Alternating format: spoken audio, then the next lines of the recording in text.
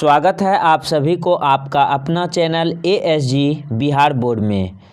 Class 12 का तैयारी कर रहे मेरे तमाम छात्रों के लिए आज हम आप सबों के लिए बहुत ही महत्वपूर्ण अंतर टाइप क्वेश्चन लेकर आए हुए हैं। आप लोगों ने ठीक सुना कि आप सबों के लिए अंतर टाइप क्वेश्चन लेकर आए हुए हैं, क्योंकि आप सबों को पता होगा आप लोगों को क्वेश्चन ढूंढने में बुक होते हैं, उससे क्वेश्चन ढूंढने में बहुत ज़्यादा मुश्किल होता है। तो इसीलिए मैं आप सबों के सुविधा के लिए अंतर टाइप का क्वेश्चन लेकर आया हुआ हूँ। तो आप सभी मेरे साथ ज़रूर जुड़ें, और अगर आप लोग अभी तक इस चैनल को सब्सक्राइब नहीं किए हुए हैं तो प्लीज़ सब्सक्राइब कर लें और अपने दोस्तों के पास भी ज़रूर शेयर करें, ताकि जो मेरे प्यारे छात्र क्लास 12 का तैयारी कर रहे होंगे उनका भी तैयारी हो सके। तो मैं जो भी क्वेश्चन लाता हूं वो बिहार बोर्ड से रिलेटेड बहुत ही महत्वपूर्ण क्वेश्चन लेकर आता हूं। तो इसीलिए आप लोग ज़रूर सब्सक्राइब करें और बेल आइकन ऑन ज़रूर कर लें, ताकि जो भी नई वीडियो हो वो आप तक तुरंत पहुंच सके। तो आप लोगों का जो क्लास है डेली लाइव जो है 9 बजे से चल रहा है, जो कि ऑब्जेक्टिव का टेस्ट होता है। बहुत ही महत्वपूर्ण जो होता है MVVI ऑब्जेक्टिव का टेस्ट चलता है, तो आप लोग जुड़ने के लिए नहीं भूलें। तो आप सबों के लिए जो आज का अंतर टाइप का क्वेश्चन है, आप लोग यहाँ पे देखिए। क्वेश्चन नंबर पहला कर रहा है द्विखंडन तथा बहुखंडन को उदाहरण के साथ समझाइए। यानी कि द्विखंडन और बहुखंडन में अंतर को लिखिए या इनको समझाइए। तो देखिए यहाँ पे अंतर लिखने का तरीका आप लोगों को बताते हैं। देखिए द्विखंडन और बहुखंडन है, तो द्विखंडन इधर लिख दिए हैं और बहुखंडन इस बगल लिख देंगे और बीच में एक लाइन फाड़ देंगे। फिर देखिए द्विखंडन के बारे में और बहुखंडन के बारे में लिख देना है और आपका अंतर हो गया। चलिए तो द्विखंडन तथा बहुखंडन का हम लोग अंतर देख लेते हैं क्या कहता है। द्विखंडन में पहला कह रहा है कि इसमें एक जनक से 2 संतान की उत्पत्ति होता है, और बहुखंडन में इसमें एक जनक से कई संतान की उत्पत्ति होता है। दूसरा कह रहा है इसमें केंद्रक एक ही बार 2 भाग में विभाजित होता है, और बहुखंडन में इसमें केंद्रक अनेक बार विभाजित होता है। और द्विखंडन में तीसरा नंबर कह रहा है इसमें कोई भी अवशेष भाग नहीं बचता है, और इसमें अवशेष भाग क्या हो जाता है, बच जाता है।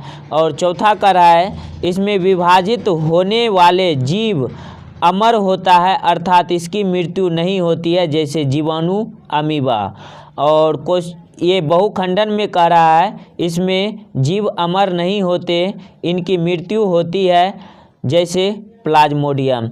तो ये था आप लोगों का क्वेश्चन नंबर फर्स्ट का द्विखंडन एवं बहुखंडन में अंतर। चलिए नेक्स्ट क्वेश्चन देखते हैं अंतर क्या कर रहा है।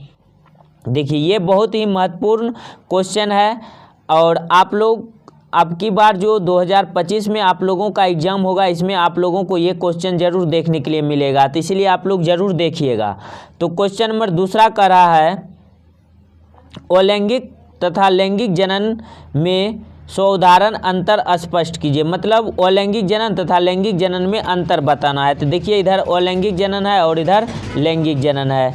तो अलैंगिक जनन में देखिए पहला क्या करा है, इसमें एक जनक भाग लेता है, और लैंगिक जनन में पहला करा है इसमें 2 जनक अर्थात नर और मादा भाग लेता है। मतलब अलैंगिक जनन करने वाले जीव एक अकेले जीव अपने जैसे नए संतान का निर्माण कर लेता है, और लैंगिक जनन करने वाले जीव में 2 जीव भाग लेकर एक नए जीव का निर्माण करता है। अलैंगिक जनन में दूसरा कह रहा है इसमें निषेचन क्रिया नहीं होता है, और जो लैंगिक जनन करते हैं उसमें निषेचन की क्रिया होता है। तीसरा कह रहा है इसमें युग्मक का निर्माण नहीं होता है, और लैंगिक जनन करने वाले जीवों में युग्मक का निर्माण होता है। और चौथा कह रहा है इसमें संतान समान इसमें संतान जनक के समान होता है, और जो लैंगिक जनन करते हैं वो जो संतान होंगे वो जनक से क्या होंगे, भिन्न होते हैं। और पाँचवां कह रहा है यह निम्न श्रेणी के जीवों में होता है, और ये जो लैंगिक जनन होता है ये उच्च श्रेणी के जीवों में होता है। तो ये था आप लोगों का अलैंगिक और लैंगिक जनन का अंतर। तो आप लोग उम्मीद करते हैं कि आप सभी अलैंगिक जनन एवं लैंगिक जनन में अंतर समझ चुके होंगे। चलिए नेक्स्ट क्वेश्चन की ओर आते हैं। क्वेश्चन नंबर तीसरा क्या कर रहा है, आप लोग ध्यान से देखिए। क्वेश्चन नंबर तीसरा कर रहा है शुक्राणु जन एवं अंडाणु जन के बीच का अंतर स्पष्ट कीजिए। देखिए शुक्राणु जन एवं अंडाणु जन के में अंतर बताना है। तो देखिए इधर शुक्राणु है और इधर अंडाणु है। तो शुक्राणु में क्या होता है, शुक्राणु जन में शुक्राणु का निर्माण की क्रिया होता है, और अंडाणु जन में क्या होता है, अंड निर्माण की क्रिया होती है। और शुक्राणु में क्या होता है, दूसरा नंबर का रहा है शुक्राणु जन में इसमें प्राथमिक स्पर्मेटो है, और इसमें जो होता है एक प्राथमिक सोसाइटी से एक अंड का निर्माण होता है। और शुक्र जनन में कहता है इसमें पोलर पॉडी नहीं बनता है, और अंडज में जो होता है अंड जनन में इसमें 2 से 3 पोल बॉन्ड बनता है। तो इसमें बॉन्ड नहीं बनता है, मतलब शुक्र जनन में बॉन्ड नहीं बनता है, और अंड जनन में क्या होता है 2 से 3 पोल बॉन्ड बनता है। चलिए नेक्स्ट क्वेश्चन की ओर आते हैं, देखते हैं नेक्स्ट क्वेश्चन क्या कर रहा है। देखिए बहुत ही महत्वपूर्ण इंपॉर्टेंट क्वेश्चन है प्यारे छात्रों, आप लोग इस क्वेश्चन को जरूर याद कर लीजिएगा, रट लीजिएगा। जैसे भी हो आप इन क्वेश्चनों को जरूर याद कीजिए, क्या क्योंकि आप लोगों का जो बिहार बोर्ड 2025 में एग्ज़ाम होगा ये क्वेश्चन ज़रूर पूछा जाएगा, तो इसलिए इसको ज़रूर आप तैयारी कर लीजिएगा।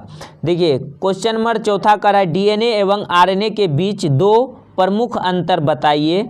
तो डीएनए एवं आरएनए में अंतर बताना है। तो देखिए इधर डीएनए है और इधर आरएनए है।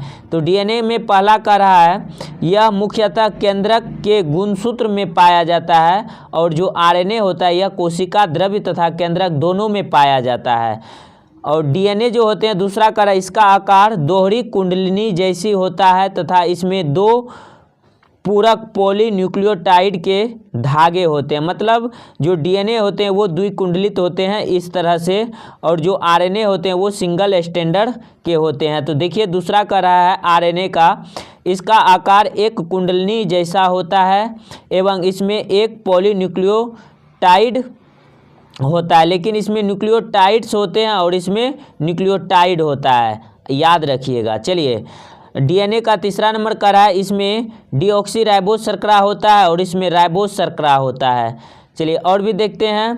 तो कुछ ये डीएनए का चौथा नंबर का रहा है इसमें थायमिन बेस पाया जाता है, और इसमें जो होता है थायमिन के स्थान पर यूरोसिल पाया जाता है। तो ये था आप लोगों के लिए मोस्ट MVVI अंतर टाइप क्वेश्चन। तो उम्मीद करते हैं आप सभी को ये जो क्लास है आप लोगों को बहुत ही पसंद आया होगा।